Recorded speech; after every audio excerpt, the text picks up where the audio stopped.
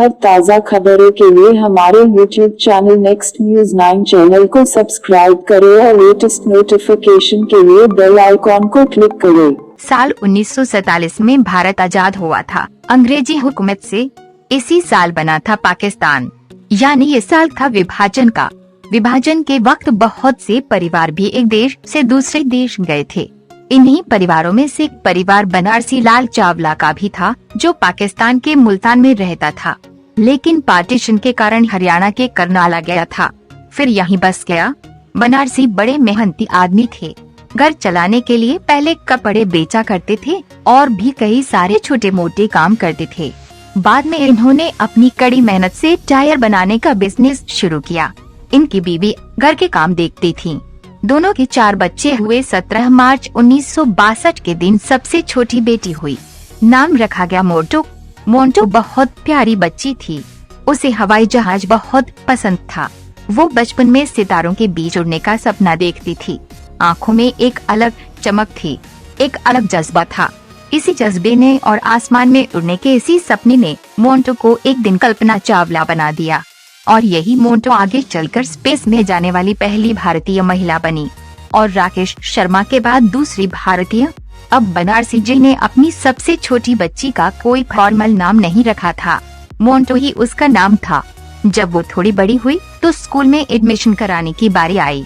एक aunty Monte को लेकर करनाल की टैगोर बाल निकेतन स्कूल गई।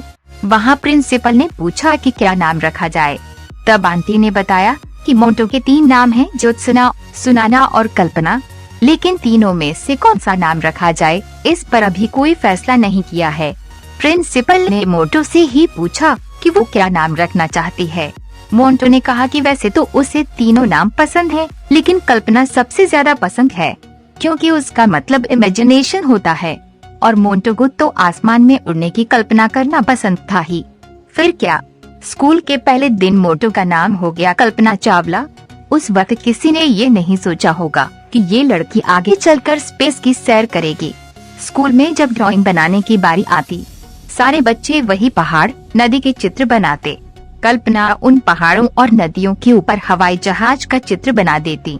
क्लास की दीवारों पर भी एक झटके में इंडिया का जियोग्राफिकल मैप बना देती थी। शुरुआत से ही साइंस की तरफ झुकाव था। गर्मियों में जब परिवार के लोग छत पर सोते थे, छोटी कल्पना रात में जागती और सितारों को देखती रहती। खैर, स्कूल की पढ़ाई पूरी करने के बाद पंजाब इंजीनियरिंग कॉलेज से बीटेक किया। फिर एरोस्पेस इंजीनियरिंग में मास्टर्स की पढ़ाई करने के लिए अमेरिका चली गयी। यूनिवर्सिटी ऑफ टेक्सास से 1984 में एरोस्पेस इंजीनियरिंग भी पूरी कर ली। फिर एक और मास्टर्स किया और पीएचडी की। जब कभी अपने दोस्तों के साथ करियर से रिलेटेड बातें करती तो कहती, एक दिन मैं भी उड़ूंगी। कल्पना क्लास की दीवारों पर भी एक झटके में इंडिया का जियोग्राफिकल मैप बना देती थी।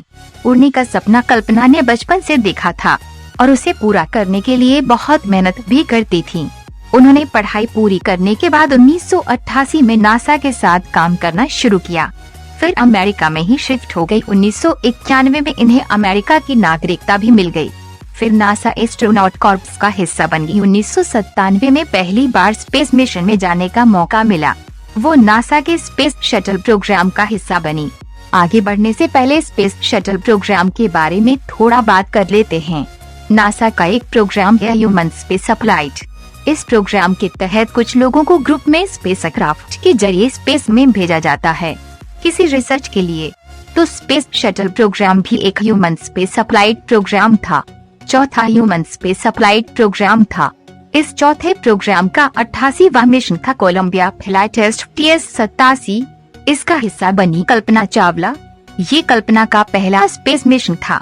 वो 1997 में अपने 5 एस्ट्रोनॉट साथियों के साथ इस मिशन पर 10.4 मिलियन माइल्स का सफर तय किया।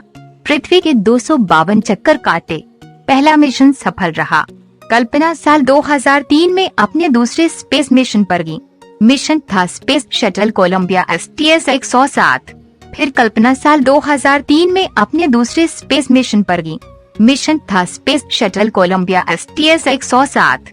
स्पेस शटल प्रोग्राम का 113वां मिशन था। 16 जनवरी 2003 के दिन STS-107 पृथ्वी से रवाना हुआ। कल्पना एक बार फिर स्पेस में थी। वापसी थी 1 फरवरी 2003 के दिन। उस दिन कल्पना वापस आने वाली थी। हर जगह उनके आने की खबर चल रही थी। टीवी पर यही उस दिन की बड़ी खबर थी।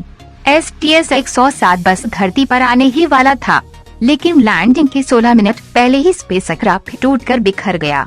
हादसे में कल्पना की मौत हो गई। उनके साथ इस स्पेसक्राफ्ट के क्रू में शामिल 6 अन्य एस्ट्रोनॉट्स की भी मौत हो गई। इस क्रू ने स्पेस में 80 एक्सपेरिमेंट किए थे। हादसे के बाद नासा की तरफ से जांच हुई। तब पता चला कि STS 107 के लॉन्च वाले दिन यानी 16 जनवरी 2003 के दिन स्पेस शटल के बाहरी टैंक से फोम इंसुलेशन का एक हिस्सा टूट गया था, जिससे ऑर्बिटर का लेफ्ट विंग काफी प्रभावित हुआ। कुछ इंजीनियर्स का ऐसा मानना है कि ये डैमेज स्पेस शटल के लिए काफी बड़ा डैमेज था। नासा मैनेजर्स का ये कहना है कि अगर क्रू को दिक्कत पता थी तो उसे फिक्स कर लेना चाहिए था। 1 फरवरी के दिन जब स्पेस शटल ने जैसे ही पृथ्वी के वायुमंडल में एंट्री की, तब उस छोटे से डैमेज की वजह से वायुमंडल की गर्म गैसें स्पेसक्राफ्ट के अंदरूनी विंग स्ट्रक्चर में घुस गईं, जिसकी वजह से स्पेसक्राफ्ट टूटकर बिखर गया और सभी एस्ट्रोनॉट्स की मौत हो गई। कल्पना चावला की भी। पहले और दूसरे स्पेस मिशन को मिलाकर कल्पना ने स्पेस में कुल 30 दिन 14 घंटे और 54 मिनट बिताए थे। वो अक्सर कहती थी, मैं अंतरिक्ष के लिए ही बनी हूँ, हर पल अंतरिक्ष के लिए ही बिताया है और इसी के लिए ही मरूंगी। हर ताज़ा खबरों के लिए हमारे YouTube channel next news 9 channel को सब्सक्राइब करें और लेटेस्ट नोटिफिकेशन के लिए बेल आइकॉन को क्लिक करें।